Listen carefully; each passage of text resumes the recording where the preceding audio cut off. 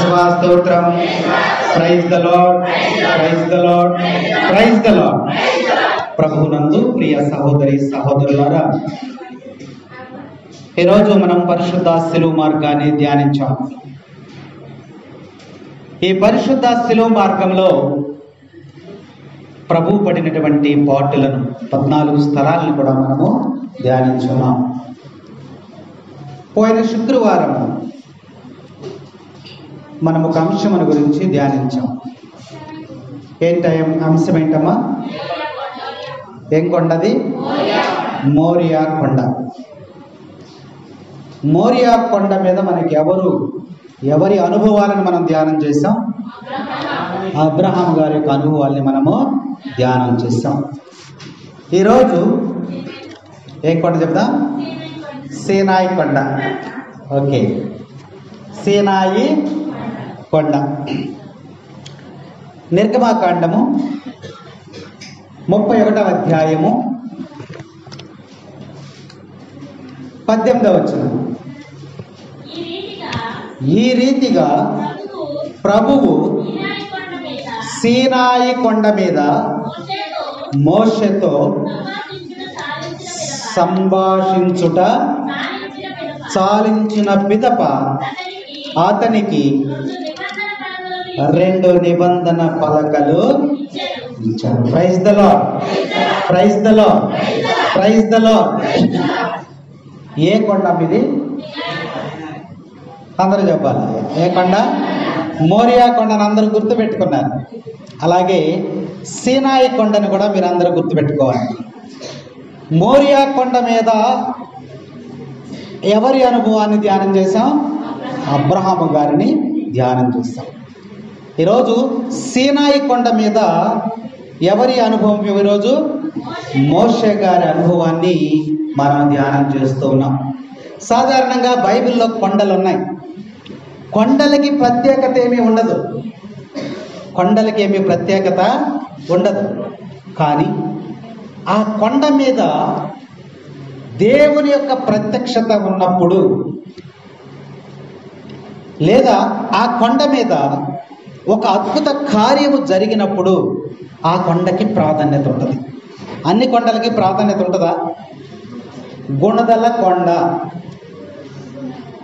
మొత్తం తెలుసు, ఇండియా మొత్తం కూడా తెలుసు గుణదల కొండ. ఎందుకని దానికి ప్రాముఖ్యత ఉంది? మన ఊర్లో కొండ ఉంది ఇక్కడ. మరి ఈ కొండకి ప్రాముఖ్యత ఉందా? లేదు. కానీ గుణదల కొండకి ఎందుకు ప్రాముఖ్యత ఉంది? అక్కడ మరియ తల్లి యొక్క ప్రత్యక్షత ఉంది. Praise the Lord. కాబట్టి దేవుని యొక్క ప్రత్యక్షత ఏ కొండ మీద అయితే ఉంటుందో ఆ కొండకే ప్రాముఖ్యత, విలువ ఇస్తాం. అన్ని కొండలకి విలువ ఉండదు. దీనిని బట్టి మనకు అర్థమైందంటే కొండలకి విలువ లేదు. ఆ కొండ మీద జరిగిన అనుభవాన్ని బట్టి, దేవుని యొక్క ప్రత్యక్షతను బట్టి ఆ కొండలకి విలువ, ప్రాముఖ్యత ఉంటుంది. ఈరోజు మనం ధ్యానించేటువంటి అంశం ఏంటమ్మా? సీనాయి కొండ. దీనికి అనేకమైనటువంటి పేర్లు ఉన్నాయి. సీనాయి కొండకి దేవుడు 10 ఆజ్ఞలు ఇచ్చినటువంటి కొండ, అదే సీనాయి కొండ. మిక్కిలి ఎత్తైనటువంటి కొండ. ఉన్న కొండల్లో మిక్కిలి ఎత్తైనటువంటి కొండ. దేవుడు మానవుడు కలుసుకొని మాట్లాడినటువంటి కొండ. దేవుడు మానవుడు కలుసుకొని మాట్లాడినటువంటి కొండ. మోషే నీటి కోసము కర్రతో కొట్టినటువంటి కొండ. ఏలియా దేవుడితో మాట్లాడినటువంటి కొండ. ఈ కొండ దగ్గరే ఏలియాతో దేవుడు మాట్లాడాడు. ఇశ్రాయేలు ప్రజల యొక్క జీవితాలని మలుపు తిప్పినటువంటి కొండ యొక్క సీనాయి కొండ. Praise the lord, praise the lord, praise the lord. Sinai అంటే అర్థం ఏంటి?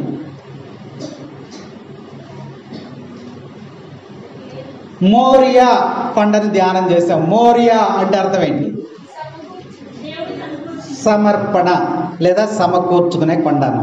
సీనాయి కొండ, సీనాయి అంటే అర్థమైంది బైబిల్ ఎత్తుతున్నావా? సీనాయి అంటే ముళ్ళు, ముండ్ల తుప్పలు. సీనాయి అంటే అర్థం అది. దైవజనుడైనటువంటి మోషే ఈ కొండ మీద గొప్ప అనుభవాన్ని పొందాడు. గొప్ప అనుభవాన్ని పొందినట్టు వాక్యం మనకి తెలియజేస్తా ఉంది. ఇశ్రాయేలు ప్రజలు ఎక్కడున్నారు? ఐగుప్తులో బానిసత్వములో ఉన్నారు. ఐగుప్తులో ఉంటే పర్వాలా, కానీ అక్కడ ఎలా ఉన్నారు? బానిసత్వంలో ఉన్నారని వాక్యం మనకి తెలియజేస్తుంది. నిర్గమాకాండం నుంచి లేవియాకాండం వరకు కూడా ఇశ్రాయేలు ప్రజలు బానిసత్వంలో ఉన్నారని వాక్యం మనకి తెలియజేస్తా ఉంది. అయితే ఇలా బానిసత్వంలో ఉన్నటువంటి ఈ యొక్క ఇశ్రాయేలు ప్రజలను దేవుడు బానిసత్వం నుంచి బయటకు తీసుకురావాలని మోషే ప్రవక్తని పంపించాడు. అయా, ఇశ్రాయేలు ప్రజలు బానిసత్వంలో ఉన్నారు, వెట్టి చాకిరీ చేస్తూ ఉన్నారు, బాధలలో ఉన్నారు, కష్టంలో ఉన్నారు, హింసించబడుతున్నారు, శోధించబడుతున్నారు. కాబట్టి నేను వాళ్ళకి విడుదల కలగజేస్తాను. Praise the lord, praise the lord. నేను వారికి విడుదల కలగజేస్తాను. నువ్వు వెళ్ళి నా మాటలు వారికి చెప్పు అని చెప్పి దేవుడు మోషేని అక్కడికి పంపించాడు. నిర్గమాకాండము 6వ అధ్యాయం తీయమ్మ, 6వ అధ్యాయము 2వ వచనం. 6వ అధ్యాయము. దేవుడు మోషేతో మాట్లాడెను, ఆయన అందరితో, నేను ప్రభువుడను, సర్వశక్తిమంతుడకు దేవునిగా నేను అబ్రహామునకు, ఇస్సాకునకు, యాకోబునకు ప్రత్యక్షమైతిని, కానీ యావేను నా నామము వారికి ఎరుకపరచుకోలేదు. నేను వీళ్ళకి కనిపించాను, వీళ్ళతో మాట్లాడాను. అబ్రహాముతో, ఇస్సాకుతో, యాకోబుతో వీళ్ళందరికీ కనిపించాను, మాట్లాడాను. కానీ నా నామము యావే అని వీరికి నేను తెలియజేసుకోలేదు. కాబట్టి ఇశ్రాయేలు ప్రజలకి నువ్వు వెళ్ళి తెలియచేయి. అబ్రహాము దేవుడను, ఇస్సాకు దేవుడను, యాకోబు దేవుడను, మిమ్మల్ని బానిసత్వం నుండి వెలుపలికి తీసుకొచ్చేటువంటి దేవుడను నేనే, యావే దేవుడును అని వారికి తెలియచేయమని ఎవరికి చెప్పాడు? మోషే గారికి చెప్పాడు. దేవుడు మోషే గారితో మాట్లాడుతున్నాడు. ఆ మాటలని మోషే గారు ఆలకిస్తూ ఉన్నాడు. 2వ వచనం, 3వ వచనం చదువు, 4వ వచనం చదువు. కొంతకాలము వారు పరదేశులుగా వసించిన ఒడంబడిక చేసుకుంటున్నాను. వాళ్ళు ఈ యొక్క దేశాన్ని వదిలిపెట్టి, కానాను దేశాన్ని వదిలిపెట్టి ఎక్కడికి పోయారు? ఐగుప్తు దేశ బానిసత్వంలోకి వెళ్ళిపోయారు. కానీ వారు నా ప్రజలు, నేను వారి దేవుడిని. కాబట్టి వారు నేను అక్కడి నుంచి విడిపిస్తాను, ఆ బానిసత్వం నుండి విడిపిస్తాను. నేను వారితో ఒక ఒడంబడిక చేసుకుంటున్నా, ఒక ఒప్పందం చేస్తున్నా, ఒక ప్రతిజ్ఞ చేస్తున్నా. నువ్వు వెళ్ళి వారికి తెలియచేయమన్నాడు. 5వ వచనం చూసినట్లయితే, వారి బాధలను నేను విన్నాను, వారి ఆక్రందలను నేను విన్నాను, వారి ఏడుపులను నేను విన్నాను. కాబట్టి వారిని, ఆ బాధ నుంచి నేను వారిని తొలగిస్తాను. Praise the lord, praise the lord, praise the lord. 6వ వచనం చూసినట్లయితే, ఇశ్రాయేలీలు నేనే ప్రభుడను, ఐగుప్తు దేశీయులు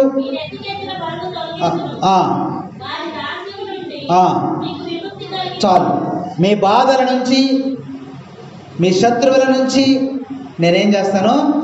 విముక్తి కలిగిస్తాను.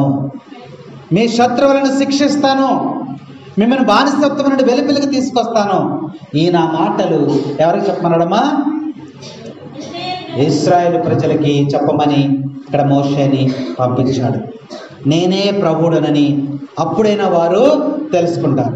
దేవుడు మరి దైవజనుడైనటువంటి మోషే నాయకత్వంలో ఆ ప్రజలందరినీ కూడా విడిపించడానికి వెళ్ళి ఆ యొక్క రాజుగారికి చెప్పాడు. దేవుడు చెప్పినటువంటి మాటలన్నీ కూడా వారికి చెప్పారు. చెప్తే వాళ్ళందరూ కూడా అంగీకరించారు. Praise the lord, praise the Lord. అయా, మీ బాధలను తొలగిస్తాడు దేవుడు, శత్రువులను శిక్షిస్తాడు, ఎదుగో మిమ్మల్ని ప్రేమిస్తాడు, మీ బాధలు, మీ ఆక్రందనలు, మీ ఏడుపులన్నీ కూడా ఆయన విన్నాడంట. కాబట్టి మిమ్మల్ని రక్షించడానికి ఇదిగో మిమ్మల్ని అందరినీ కూడా ప్రార్థన చేయమంటున్నాడు. నా మాట నమ్మండి, మిమ్మల్ని రక్షిస్తాడని చెప్పినప్పుడు వాళ్ళందరూ కూడా ఏం చేశారమ్మా? ఏకీభవించారు. ఏకీభవించి ఇప్పుడు వాళ్ళు ఎక్కడికి రావాలి? బయటికి రావాలి. అప్పుడు దేవుడు ఏం చేశాడంటే మోషేతో మాట్లాడాడు. మోషే, నువ్వు ఎక్కడికి వెళ్ళాలంటే ఆ యొక్క ఐగుప్తు దేశం యొక్క ఫరో రాజు దగ్గరికి నువ్వు వెళ్ళు. 19వ అధ్యాయము 3వ వచనం చదువు. మోషే ఇట్లు చెప్పాను, ఆ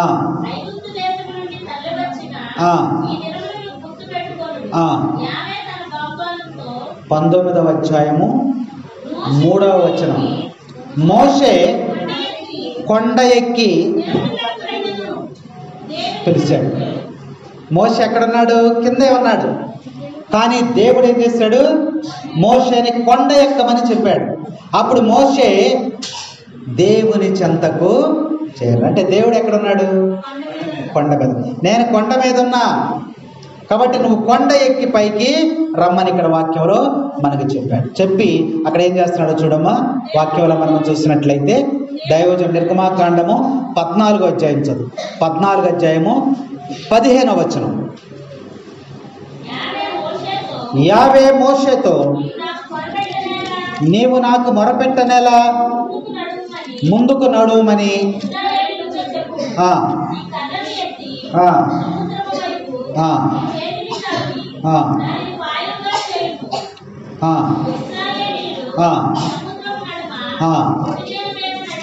చాలు. ఇప్పుడు ఆ ఫరో రాజు దగ్గరికి వెళ్ళాడు. వెళ్ళిన తర్వాత, అయ్యా దేవుడు పంపించగా నేను వచ్చాను, ఇశ్రాయేలు ప్రజలందరినీ కూడా దేవుడు పంపించమన్నాడు. అరణ్యములో ఒక పండుగ చేస్తాడంట, ఆ పండుగ నిమిత్తమై ఈ ప్రజలందరినీ కూడా పంపించమన్నాడు అని ఎవరితో చెప్పాడు? ఫరో రాజుతో మోషే గారు చెప్పాడు. ఎవరు పంపించమన్నారు? దేవుడు పంపించమన్నాడు. ఎందుకు పంపించమన్నాడు? అరణ్యములో సినాయి కొండ దగ్గర ఒక అరణ్యములో ఒక పండుగను చేస్తున్నారు, ఆ పండుగలకు వీరందరినీ కూడా పంపించమన్నారు అన్నప్పుడు పంపించాడా? ఫరో బానిసత్వంలో ఉన్నటువంటి వాళ్ళని పంపిస్తారా? పంపించరు. చూడండి, నిర్గమాకాండము 5వ అధ్యాయము 1వ వచనం చదవండి.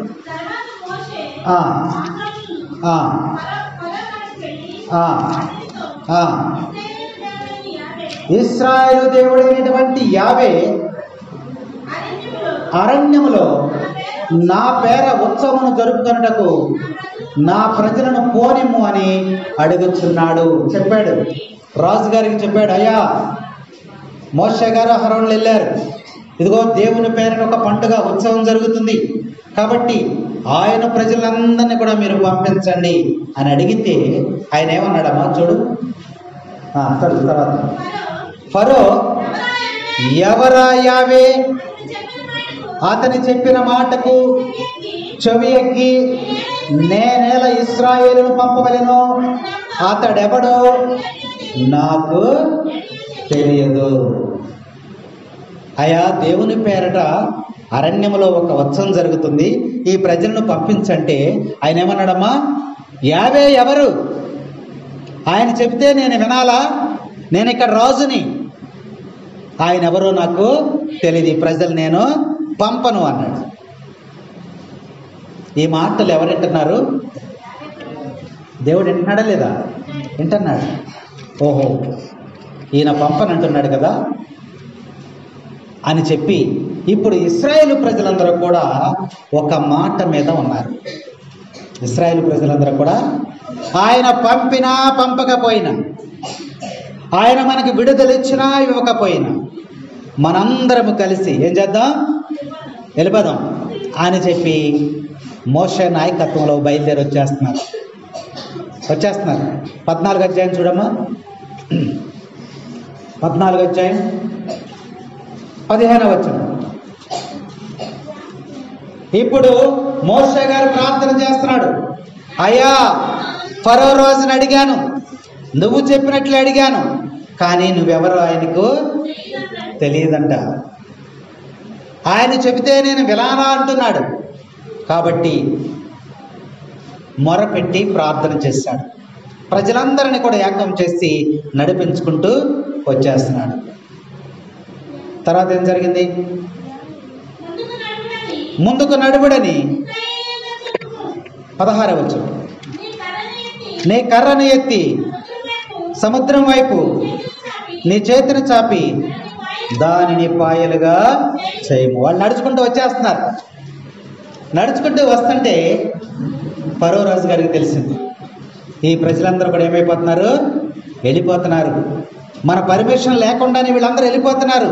కాబట్టి వెంటనే సైన్యాన్ని అలర్ట్ చేసేసాడు ఆయన. గుర్రాలు వేసుకుని సైన్యాల్ని వాళ్ళని అక్కడ ఎక్కడ దొరికితే అక్కడ చంపేయమని పంపించాడు. ఇశ్రాయేలు ప్రజలు నడుచుకుంటూ నడుచుకుంటూ నడుచుకుంటూ వచ్చేస్తున్నారు. నడుచుకుంటూ వచ్చేస్తున్నారు. 19వ అధ్యాయం 1వ వచనంలో ఉంది కదా, అది ఏముందో 1వ వచనం చదవండి. 19వ అధ్యాయం 1వ వచనంలో, ఐగుప్తు దేశము నుండి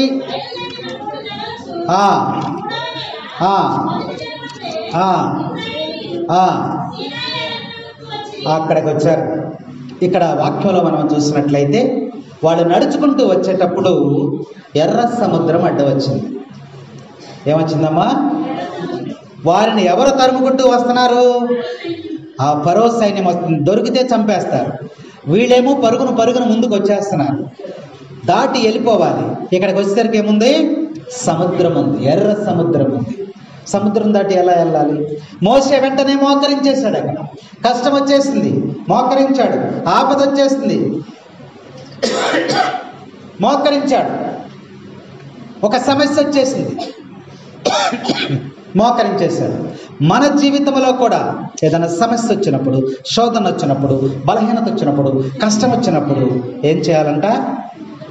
మోకరించాలి. Praise the lord, praise the lord. మోషే అక్కడ మోకరించి వెంటనే చేతులెత్తి ప్రార్థన చేస్తూ ఉన్నాడు. దేవుణ్ణి అడుగుతూ ఉన్నాడు, అయ్యా నువ్వు చెప్పినట్టు ప్రజలు నడిపించుకుంటూ వస్తూ ఉన్నాను, కానీ దారిలో ఏముంది? సముద్రం ఉంది. ఎలా దాటాలి? శత్రువులు వెనక వస్తున్నారు. అప్పుడు దేవుడు మోషేకి అభయం ఇచ్చాడు, నువ్వేమీ బాధపడవద్దు, నీ శత్రువులను నేను శిక్షిస్తా.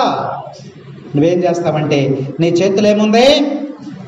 నీ చేతులు ఏమైంది? ఉన్నారు, ఇక్కడే ఉన్నారా? నీ చేతులు ఏముంది? కర్ర ఉంది. ఆ కర్రతో ఆ సముద్రాన్ని కొట్టు. దేవుడు సెలవిచ్చాడు. వెంటనే ఆ సముద్రం ఏమైపోయిందమ్మా? 2 పాయలుగా చీలిపోయింది. మధ్యలో ఏమైపోయిందంట? తడంతా కూడా ఆరిపోయి పొడి రోడ్డు అయిపోయింది. ఇప్పుడు ఇశ్రాయేలు ప్రజలందరూ కూడా దాని గుండా బయటికి దాటి ఎర్ర సముద్రం దాటి యువతలకు వచ్చేసారు. వెనక ఎవరున్నారు? ఫరో సైన్యం ఉంది. ఆ ఫరో సైన్యము ఆ దారి ఉంది కదా, ఇప్పుడు ఆ మధ్యలోనికి వచ్చిన తర్వాత వారి యొక్క గుర్రాలు, వారి యొక్క వాహనాలు, ఆ శత్రు అందరూ కూడా అక్కడ మధ్యలోకి వచ్చిన తర్వాత మరలేమైపోయింది? సముద్రము కలిసిపోయింది, మొత్తం జల సమాధి అయిపోయారు. Praise the lord, praise the lord.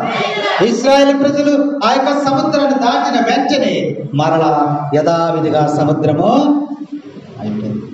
ఇప్పుడు ఎక్కడికి వచ్చారు వీళ్ళు? ఎర్ర సముద్రము దాటి ఎక్కడికి వచ్చారమ్మా? 2వ వచనం చదువు. నిర్గమాకాండం 19వ అధ్యాయం 2వ వచనం.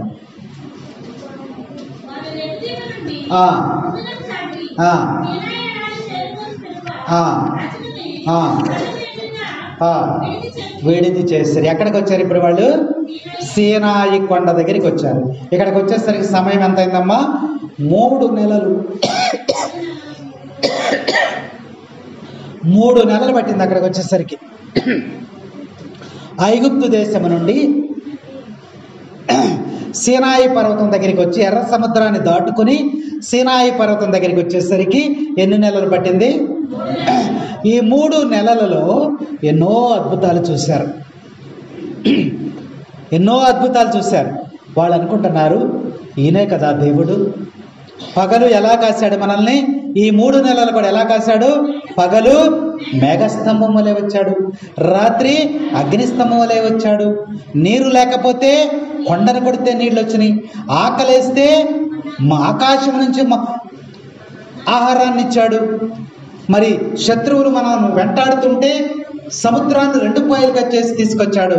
కాబట్టి ఈయనే మనకు నిజమైనటువంటి దేవుడు. Praise the lord, praise the lord, praise the Lord. కొండ ఆ సముద్రాన్ని దాటి ఎక్కడికి వచ్చారమ్మా? ఇప్పుడు ఎక్కడున్నారు? విడిది చేశారు. విడిది చేయటం అంటే ఏంటి? విడిది చేయటం అంటే ఏంటమ్మా? అక్కడ ఉన్నారు. పెళ్లి కూతురుని తీసుకొస్తారా పెళ్ళిళ్ళప్పుడు? తీసుకొచ్చి రేపు పెళ్ళి, రేపు ఉదయం పెళ్ళి, ఈ రాత్రి పెళ్లి కూతురుని తీసుకొస్తారు. ఎక్కడ పెడతారు? విడిది ఇంట్లో పెడతారు. అంటే ఏంటి? విడిదిల్లు అంటే పెళ్లి కూతురు అక్కడ ఈ రాత్రికి నివాసం ఉండేటువంటి ఇల్లు అని విడిది అంటే. అలాగే ఇశ్రాయేలు ప్రజలందరూ కూడా ఎక్కడ విడిది చేశారంట? సీనాయి కొండకు ఎదురుగా, సీనాయి కొండకి ఎదురుగా విడిది చేశారని అక్కడ వాక్యం మనకి తెలియజేస్తా ఉంది. 3వ వచనం చూద్దాం. మోషే కొండనెక్కి దేవుని కడకు, ప్రజలందరూ కూడా ఎక్కడ కూర్చున్నారు? కొండకి ఎదురుగా అక్కడ కూర్చుని ఉన్నారు. ఇప్పుడు మోషే, దేవుడు పిలిచాడు, మోషే ఎక్కడికి రమ్మన్నాడు? కొండెక్కి రమ్మన్నాడు. ఎక్కాడు. ఏం చెప్పాడు? నా ఈ మాటలను యాకోబు సంతతియగు ఇశ్రాయేలీయులకి నెల్లా ఆలడింపుము. నేను ఐగుప్తు దేశులను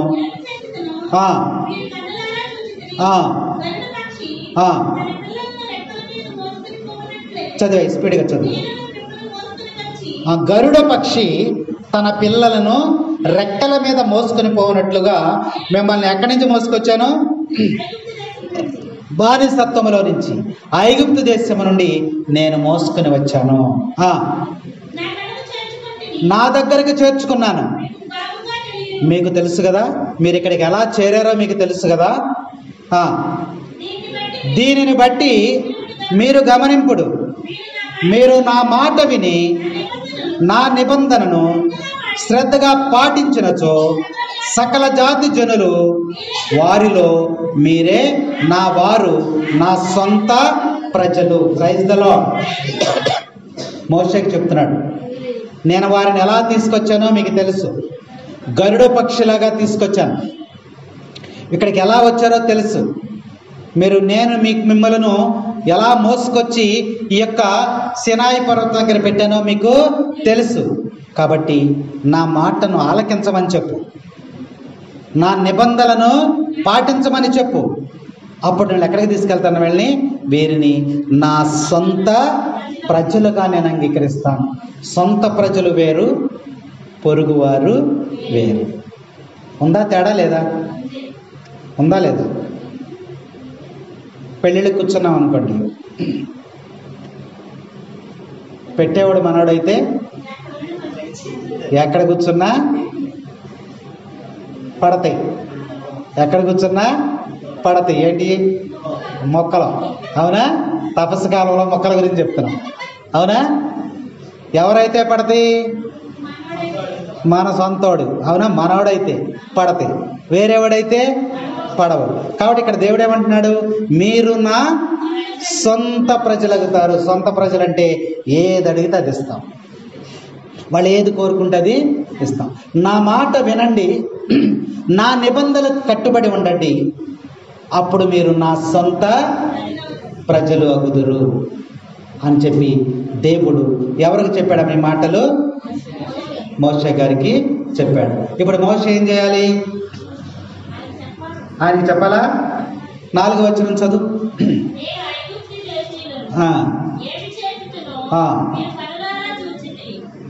నేను ఐగుప్తు దేశంలో వారిని ఏవి చేసి మిమ్మల్ని రక్షించానో మీకు కన్నులారా. ఏం చేశాడమ్మా? తీసుకొచ్చాడు కదా. ఎలా తీసుకొచ్చాడు? మీరు కన్నులారా చూశారు కదా. ఒకసారి మీరు జ్ఞాపకం చేసుకోండి. ఇప్పుడైనా నా మాట ఆలకించండి. దేవుడు మీకు ఎన్ని మేలులు చేశాడో ఒకసారి మనం జ్ఞాపకం చేసుకోవాలి. మన జీవితంలో, మన కుటుంబంలో, మన సంఘములో లేదా వ్యక్తిగత జీవితంలో దేవుడు మనకెన్ని మేలులు చేశాడో ఈరోజు మనం జ్ఞాపకం చేసుకోవాలి. ఆ ప్రజలు అంటున్నాడు, మోషేతో అంటున్నారు, వీరికి ఎన్ని మేలులు చేశానో వీరు కన్నులారా చూశారు కాబట్టి నా మాటను మీరు ఆలకించండి. వాళ్ళని ఎలా తీసుకొచ్చానో, ఐగుప్తు దేశీయులను, ఆ రాజులను నేను ఏం చేసి మిమ్మల్ని తీసుకొచ్చానో మీ అందరికీ కూడా తెలుసు. ఏం చేశాడమ్మా? వాక్యంలో మనం చూస్తే 8వ వచనంలో ఉంటుంది చూడు.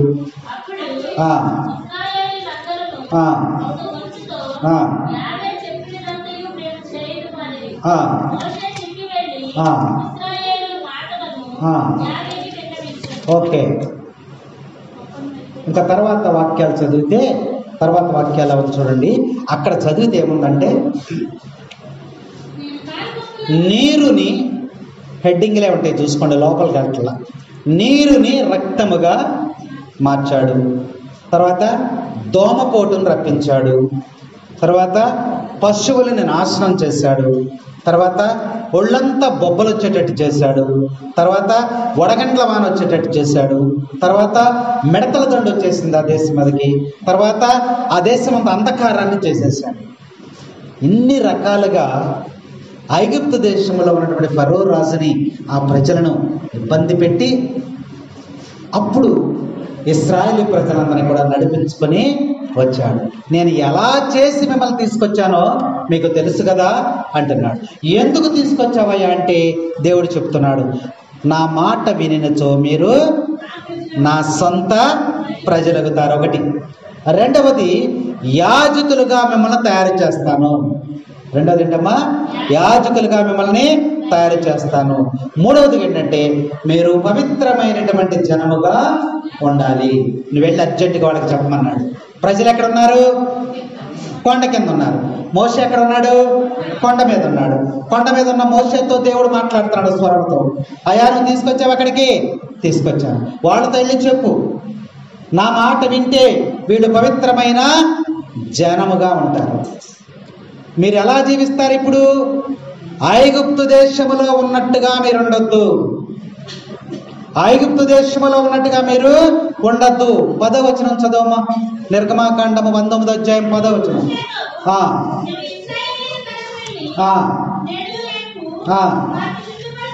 వారిని, మోషే గారికి చెప్పండి, నువ్వు వెళ్ళి ఏం చేయాలి? వారిని శుద్ధి చేయి.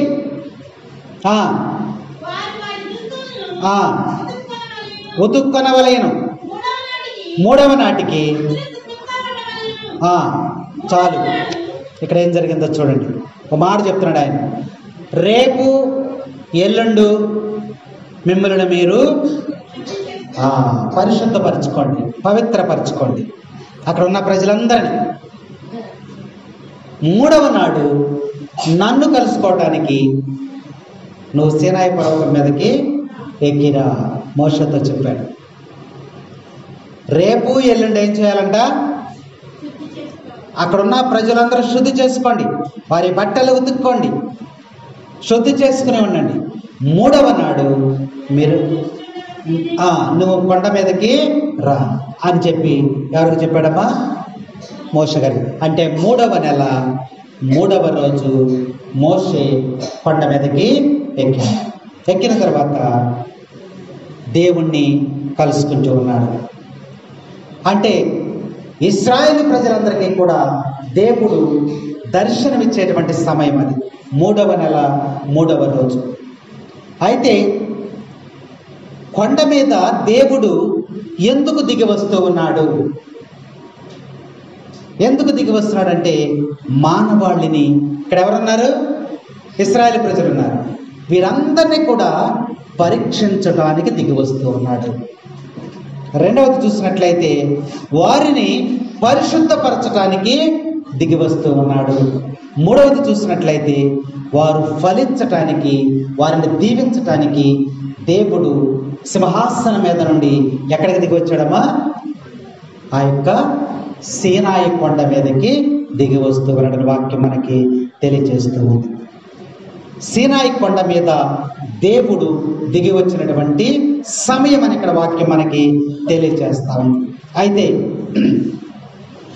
దేవునితో మోషే అక్కడికి వెళ్ళిన తర్వాత దేవుని యొక్క ప్రత్యక్షత అక్కడికి వచ్చింది. దైవ సాక్షాత్కారం ఏమొచ్చింది అక్కడికి? దేవుడు కొండ మీదకి దిగి వచ్చాడు. 16వ వచనం చదువు. 3వ నాడు కొండ మీద ఉరుములు మెరుపులు మెరిసెను, కారు మబ్బులు కమ్మెను, పెద్ద నాదముతో కొమ్ముబూర మోగెను. విడుదలలో ఇశ్రాయేలందరూ వణికిపోయిన. దేవుడు దిగి వచ్చినప్పుడు మోషే ఉన్నాడు అక్కడ. దేవుడు కొండ మీదకి సాక్షాత్కరించినటువంటి కొండ సినాయి కొండ. ఆ కొండ మీదకి దేవుడు దిగి వచ్చాడు. దిగి వచ్చినప్పుడు ఏం జరిగింది? అక్కడ ఉరుములు మెరుపులు, ఉరుములు మెరుపులు, కారు మబ్బులు, అంత నెమ్మది లేదు అక్కడ. కారు చీకటి వచ్చేసిందంట. పెద్ద నాదముతో కొమ్ముబూర శబ్దాలు వచ్చేసింది. అవన్నీ వచ్చిన తర్వాత నెమ్మది కలిగిన తర్వాత దేవుని యొక్క ప్రత్యక్షత అక్కడికి వచ్చింది. Praise the lord, praise the lord, praise the Lord. ఆ సమయంలో దేవుడు మోషేని ఎందుకు రమ్మన్నాడు? కింద ఉన్నటువంటి మోషేని పైకి ఎందుకు రమ్మన్నాడు అని మనం చూసినట్లయితే, దేవుడు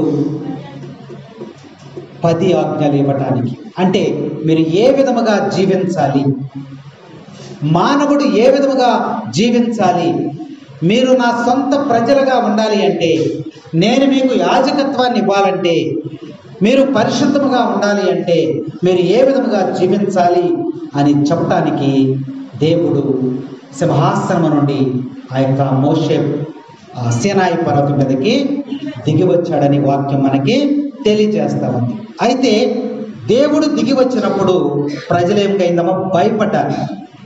మనం అనుకుంటున్నాం దేవుడు కనబడితే బాగుండు, చూద్దాం చూద్దాం అనుకుంటున్నాం, ప్రార్థనలు చేస్తాం, అన్నీ చేస్తాం. కానీ దేవుణ్ణి చూస్తే మనము తట్టుకోలేము, భయపడిపోతాం. 18వ వచనంలో చూడమ్మా.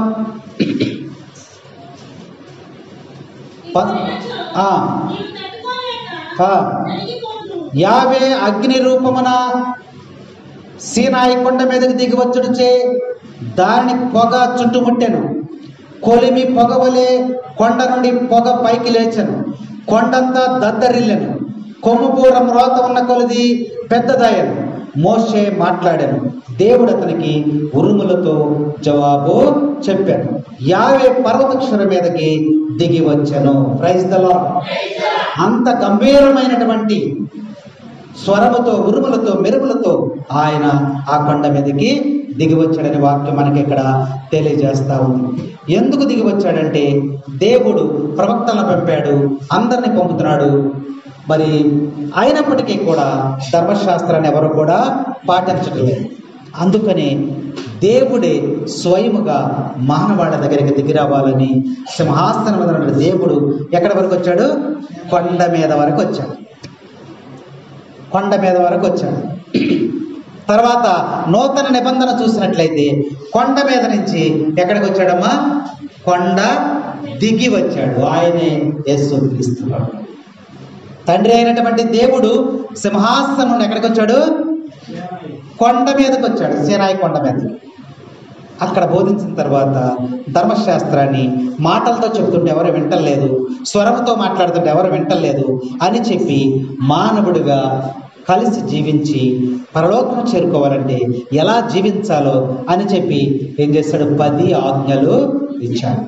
మోషేకి 10 ఆజ్ఞలు స్వయముగా ఆయనే రాసి ఇచ్చాడని ఇక్కడ వాక్యం మనకి స్పష్టంగా తెలియజేస్తా ఉంది. 32వ అధ్యాయంలోకి వెళ్ళాము. 32వ అధ్యాయము నిర్గమాకాండం 37వ అధ్యాయము 7వ వచనం.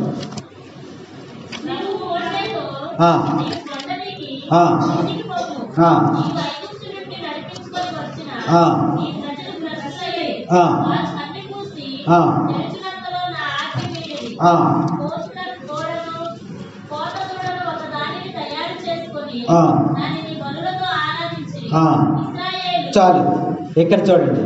మోషే ఎక్కడ ఉన్నాడు? కొండ మీద ఉన్నాడు. ప్రజలు ఎక్కడ ఉన్నారు? కింద ఉన్నారు. మోషే పైకి వెళ్ళిపోయి ఎన్ని రోజులైంది? 40 రోజులైంది. ఆయన దిగిరాట్లా. ఆయనకి దేవుడికే సరిపోయింది అక్కడ. ఆయన దిగిరాట్లా. కింద ఎవరున్నారు? ప్రజలు ఉన్నారు. వీళ్ళేమనుకుంటున్నారు? ఐగుప్తులోంచి మనల్ని తీసుకొచ్చి కొండ దగ్గర పడేశాడు, పైకి వెళ్ళాడు, ఆయన దిగి దేవుడు పంపాలిగా ఆయన్ని. ఈయన 40 దినముల పాటు కొండ మీద ఉండి ఉపవాసం ఉండి ఆయన ప్రార్థన చేస్తున్నాడు అక్కడ.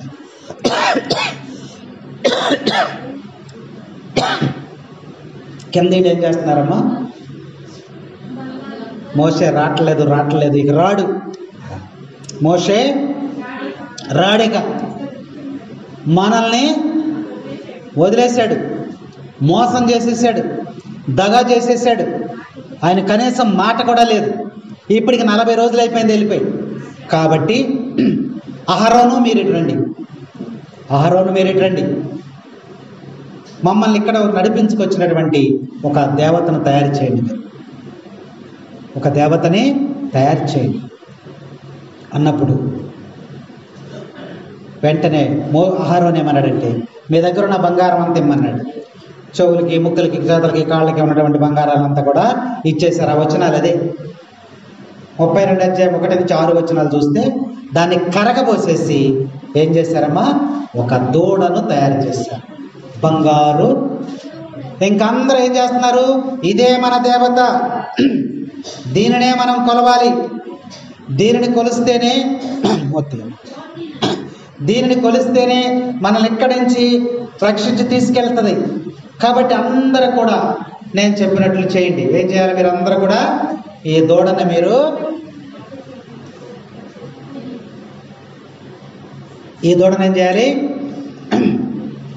ఏం చేయాలి? కోసుకు తినాలా? ఏం చేయాలి? ఆరాధించండి. ఇక మోషే రాడు, దేవుడు లేడు, ఇదే మన దేవత. కాబట్టి అందరూ కూడా ఈ విషయం మోషేకి తెలియదు, పైన ఉన్న మోషేకి ఈ విషయం మోషేకి తెలియదు. ఎవరు చూశారు? అది దేవుడు చూశాడు. చూసి, మోషే నువ్వు పైకొచ్చి ఉపవాసం ఉండి ప్రజల కోసం నువ్వు ప్రార్థన చేస్తున్నావే, కింద వాళ్ళు ఏం చేస్తున్నారో తెలుసా అని చెప్పి దేవుడు వాళ్ళకి చెప్పాడు. నువ్వు నడిపించుకొచ్చినటువంటి ప్రజలు, నువ్వు నాయకత్వం వహించినటువంటి ప్రజలు మతభ్రష్టులైపోయారు. ఇప్పటి వరకు వారు చేసిన మేలంతా కూడా మర్చిపోయారు, నడిపించిన విధానాన్ని మర్చిపోయారు, శత్రువులను పారద్రోలి వీరిని క్షేమముగా తీసుకొచ్చిన అది మర్చిపోయారు, ఆహారం పెట్టాను మర్చిపోయారు, సముద్రం దాటించాను మర్చిపోయారు, చేసిన మేలులన్నీ మర్చిపోయి ఇప్పుడు ఏం చేస్తున్నారు తెలుసా? వాళ్ళు అన్య దేవతలను, విగ్రహారాధన చేస్తున్నారు. వాళ్ళు ఏళ్ళు రూము కిందకెళ్ళు అని చెప్పి మోషేని మళ్ళీ కొండ మీద నుంచి అక్కడికి పంపించాడమ్మా, కిందకి పంపించాడు.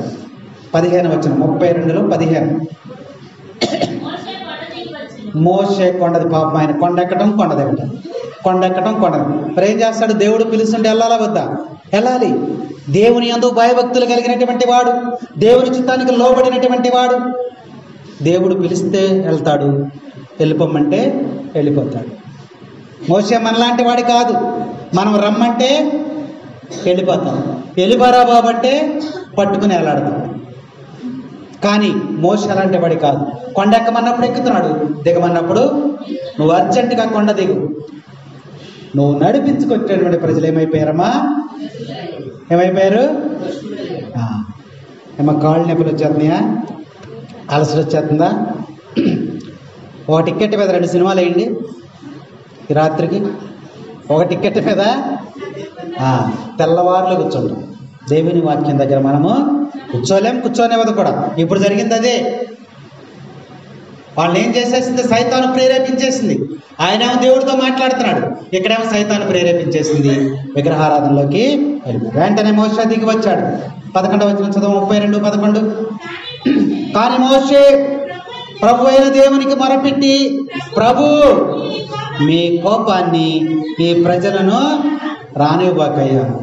అయ్యా, వాళ్ళు తెలుసో తెలియకో పాపం చేస్తూ ఉన్నారు, నీ కోపాన్ని వారి మీదకి రానివ్వకని మోషే ప్రార్థన చేసి గబగబా కిందకి దిగి వచ్చాడు. 15వ వచనంలో మోషే కొండ దిగి వచ్చి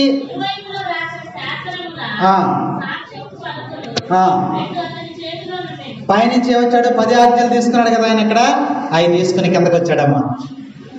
పాపం ఆయన అనుకున్నాడు, దేవుడు ఇచ్చాడు ఈ ఆజ్ఞలు మీకు చెబుదాము, ఇలా జీవించడం చెబుదామని వచ్చాడు. వచ్చేసరికి వీళ్ళు ఏం చేస్తున్నారు? అక్కడ దేవుడు చెప్పేస్తాడు ముందుగానే, వాళ్ళు విగ్రహారాధన చేస్తున్నారు వెళ్ళండి అని చెప్పినప్పుడు మోషే ఇక్కడికి వచ్చేసి అహరోను మీద కోప్పడిపోయాడు. ఏంటి అహరోను, నువ్వుండి కూడా ఏంటి ఎలా చేస్తున్నావు అని అహరోను మీద కోప్పడితే అహరోను ఏమంటున్నాడు, అయ్యా నా తప్పేమీ లేదు, వారు నా మీద ఎగబడిపోయారు, ఇదిగో ఒక విగ్రహాన్ని తయారు చేయి దాన్ని ఆరాధిద్దాం, నా మీద పడిపోయారు, నన్ను కొడటానికి వచ్చారు, నన్ను తిడటానికి వచ్చారు, నన్ను దూషిస్తున్నారు, అందుకే నేను వారు చేయమంటేనే నేను చేశాను అని అహరోను అక్కడ ఒప్పుకుంటున్న మనం వాలుగా తెలియజేస్తుంది. 30వ వచనానికి వెళ్ళినట్లయితే మోషే మరలా దేవునికి మనవి చేస్తున్నారు. ఆ వచనాలు చదువుకోవాలి మీరు.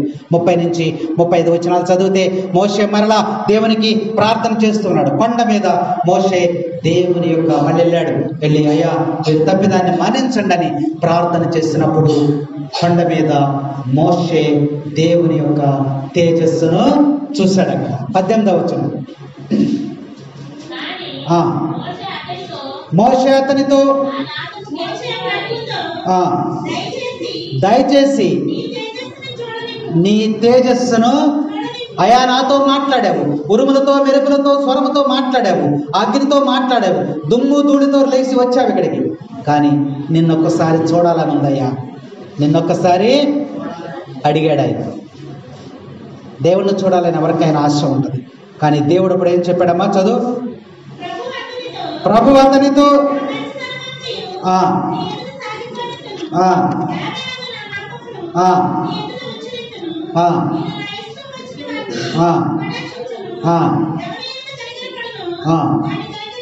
ఓకే, ప్రభు అతనితో కానీ నీవు నా ముఖమును చూడజాలవు. దేవుణ్ణి చూడలే. దేవుడే మోషేతో అంటున్నాడు. మోషే ఎంతో ఆశపడ్డాడు, స్వరంతో మాట్లాడుతున్నాడు, కానీ దేవుడు కనపడలా. అయ్యా 10 ఆజ్ఞలు ఇచ్చావు, నాతో మాట్లాడావు, వారు చేసేది కూడా నువ్వు చూసావు, నేను కూడా నిన్నొక్కసారి చూస్తానయ్య అన్నప్పుడు 20వ వచనంలో దేవుడు స్వరముతో మాట్లాడే మళ్ళా ఏమంటున్నాడు, నీవు నా ముఖమును చూడజాలవు, ఏ నరుడు నన్ను చూచి బ్రతక జాలడు. Praise the lord. దేవుణ్ణి చూడలేదంట, దేవుణ్ణి చూడలే. కోటి సూర్యుల యొక్క వెలుగును కలిగి ఉంటాడు ఆయన. కానీ మోషే ఏమనుకుంటున్నాడు, నిన్ను చూడాలయ్యా నేను, నిన్ను చూడాలయ్యా నేను బ్రతికులాడుతున్నాడు దేవుణ్ణి. అప్పుడు ఏం చేశాడు ఆయన, నువ్వెంతగా ఆశపడుతున్నావు కాబట్టి ఇదిగో నేను ఈ కొండ వెనకాల వెళ్తాను, ఈ సందులో నువ్వు చూడు. ఈ 2 కొండల మధ్య చిన్న సందు ఉంది కదా, ఈ సందులో నుండి నన్ను చూడు, నేను కొండ వెనక భాగంలో వెళ్తాను, వెళ్ళినప్పుడు ఆ సందులో నుంచి నువ్వు నన్ను చూడు అని చెప్పాడు. అది కూడా నేను ఎలా వెళ్తాను, కొండ వెనక భాగాన్నా, కొండ వెనకాల ఎలా వెళ్తానన్నాడు, వెనుక భాగంతో వెళ్తాను, వెనక్కి తిరిగి వెళ్తాను అన్నాడు. మరి ముందుకు తిరిగితే మోషే కూడా చనిపోయేవాడేమో. ముందు నుంచి వెళ్తే నా వెలుగు నువ్వు తట్టుకోలేవని చెప్పి వెనకకు తిరిగి వీపు భాగంలో వెనకాల వెళ్ళాడు. చిన్న సందు, 2 కొండల మధ్య సందుని వీపు వైపు దాటాడు. దాటినప్పుడు ఆ వెలుగు ఆ 2 కొండల సందులోంచి వచ్చింది. ఆ వెలుగును చూసినటువంటి ఆ యొక్క మోషే ఏమైపోయిందమే, నా తేజస్సు నీ ముందు సాగిపోనప్పుడు నిన్ను ఈ బండ నెరియలో దాచి ఉంచును, నిన్ను దాటి సాగిపో వరకు నేను నా చేతితో కప్పి ఉంచును, నా చేతిని తొలగించును. చూసారు, వెనక తట్టు మాత్రమే చూశాడు మోషే దేవుణ్ణి. ఆ వెలుగు ఆ 2 కొండల సందులోంచి వచ్చినప్పుడు కింద ఉన్నారే ప్రజలు, ఇశ్రాయేలు ప్రజలు ఉన్నారు కదా, వీళ్ళందరూ ఇక్కడ ఒక్కసారిగా వెలుగుని తట్టుకోలేక పడిపోయారంట అందరూ. Praise the Lord, praise the Lord. వాళ్ళకి ఏం జరిగిందో కూడా వాళ్ళకి తెలియదు. తనకు తెలియకుండానే ఆ వెలుగును తట్టుకోలేక ప్రజలందరూ కూడా పడిపోయారు. అంత వెలుగును కలిగి ఉన్నాడని వాక్యం మనకు చక్కగా హెచ్చరిక చేస్తా ఉంది. 29వ వచనం చదువు. 33వ అధ్యాయము 29వ వచనం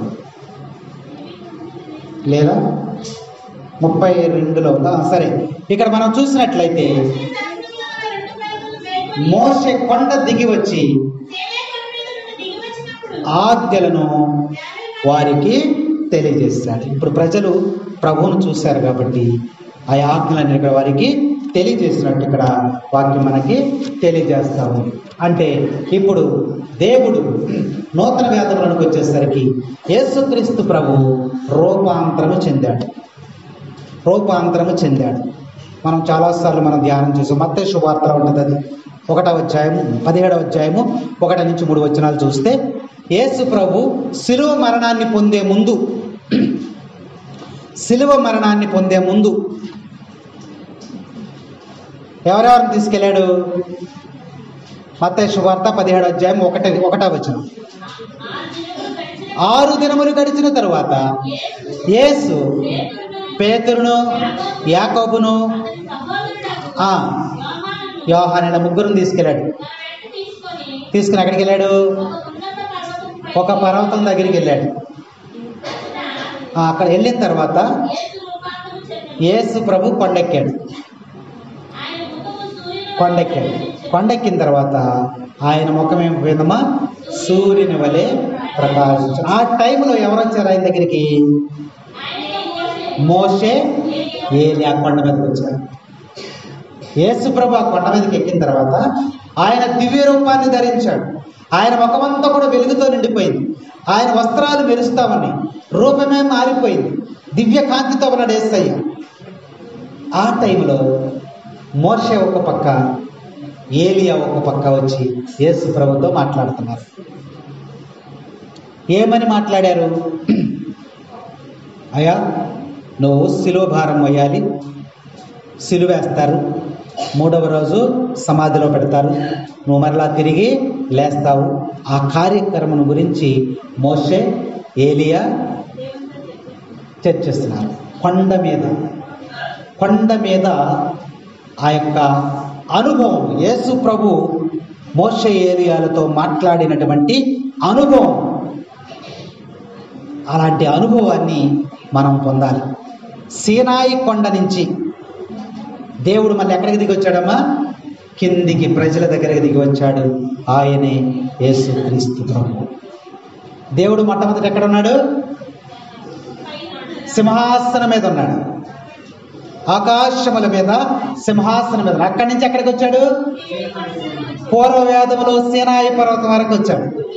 నూతన వేదములోనికి వచ్చేసరికి సీనాయి పర్వతం నుండి ఎక్కడికి దిగాడమ్మా? కిందికి దిగి వచ్చాడు, మన దగ్గరికి దిగి వచ్చాడు. ఆయనే యేసుక్రీస్తు ప్రభు. కాబట్టి మానవాళిని రక్షించటానికి ఎత్తైనటువంటి పర్వతం నుండి క్రిందికి దిగి వచ్చినటువంటి యేసయ్య, ఆయనే మన కొండ, ఆయనే మన అండ, ఆయనే మన నీడ, ఆయనే మన ఆశ్రయం. మనము ఎవరు ఆశ్రయం పొందుతున్నామంటే సైతాను యొక్క ఆశ్రయాన్ని పొందుతున్నాం.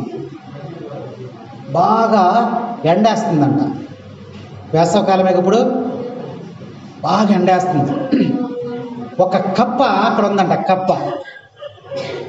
ఈ కప్ప ఈ ఎండకు తట్టుకోలేక నీడ కోసం వెతుకుతుంది. ఒక చోట నీడ కనపడింది, కొద్ది నీడ కనపడింది. ఆ నీడ ఏమిట, నీడ ఉంది కదా అని చెప్పి గబగబాగా నీడకి వచ్చింది. ఆ నీడ ఏంటంటే ఒక తాసుపాము పడగ విప్పింది ఎండలో. ఆ పడగ విప్పినప్పుడు దాని నీడ అక్కడ పడింది. కప్ప అది నీడనుకుని గబగబా వచ్చి ఏం చేసిన, ఆ నీడన ఆగింది. వెంటనే ఏం చేసిందమ్మా? కప్ప ఎవరి నీడను ఆశ్రయించింది? సైతాన్, పాము యొక్క నీడను ఆశ్రయించింది. మనం కూడా అంతే. కష్టం వచ్చినా, బాధ వచ్చినా, వేదన వచ్చినా, శోధన వచ్చినా, బలహీనత ఏదొచ్చినా సరే మనము ఏ నీడను ఆశ్రయిస్తున్నామో? సాతాను యొక్క నీడని ఆశ్రయిస్తున్నాం. అది సాతాను నీడ అని తెలియక, కప్పలాగా తెలియక ఇక్కడ నీడ ఉంది అనుకుని సాతాను నీడని ఆశ్రయించి అదేమైపోయిందమ్మా? మరణించింది. అలాగే మనము కూడా కొంతమంది చూడండి, బాగా బాధలు వచ్చేసినాయి అనుకోండి. ఈ బాధలు తగ్గిపోవాలి, ఈ బాధలు మరిచిపోవాలంటే ఏం చేయాలి?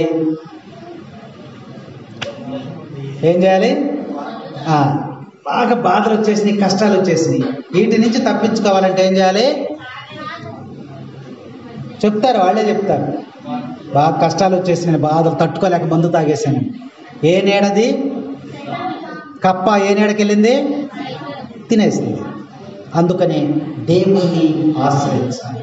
నేను కొండ, నా కొండ కోట నీవేనయ్యా యేసయ్యా, నా అండదండ నీవేనయ్యా యేసయ్యా, నా కొండ కోట నీవేనయ్యా యేసయ్యా, నా అండదండ నీవేనయ్యా యేసయ్యా, నా జీవపు కోట నీవేనయ్యా యేసయ్యా, నా జీవితమంతా నీతో ఉంటానేసయ్యా, నా కొండ కోట నీవేనయ్యా యేసయ్యా, నా అండదండ నీవేనయ్యా యేసయ్యా. ఎవరిని అండ? ఎవరిని కోట? నీ జీవపు కోట యేసయ్యా.